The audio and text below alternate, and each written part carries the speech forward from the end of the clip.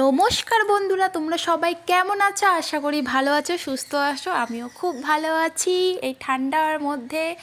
তো যাই হোক, সেদিনকে তো ঠান্ডা সেরকম একটা পড়েনি, রোদ তো ছিলই না, ঠান্ডাও পড়েনি, কিন্তু ঠান্ডা ঠান্ডা লাগছিল।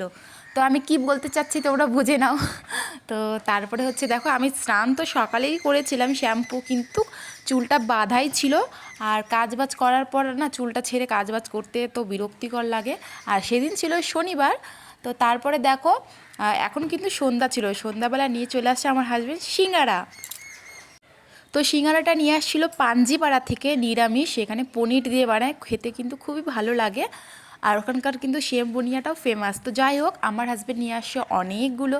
তো সবাইকে দেওয়া হয়ে গেছে, এখন আমি বসি সস দিয়ে খেতে।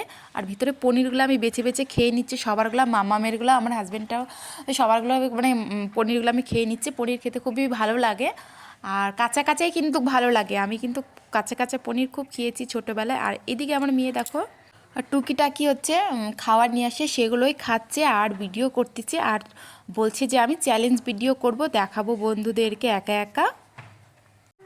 তো এই ঠান্ডার মধ্যে সবাই কেমন আছো?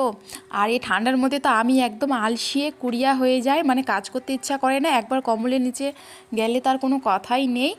তো সেরকম আর কি, তার জন্য আমি কম্বলের নিচে যাই না। আর সকালে তো উঠতেই হবে, কাজকর্ম তো করতেই হবে। আর সকালে উঠতে যা কষ্ট লাগে বন্ধুরা, তোমাদের আর কি বলবো।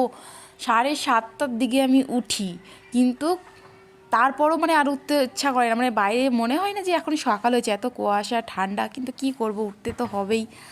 তো যাই হোক, আর তোমাদেরকে নতুন নতুন একটা ভিডিও দিতে পারছি না, এরপরে দিব কিন্তু। সবাই তৈরি থাকো ধামাকা ভিডিও নেওয়ার জন্য। আর আজকে ব্লগটা এতটুকুই শেষ করলাম, টাটা, ভালো থেকো সবাই।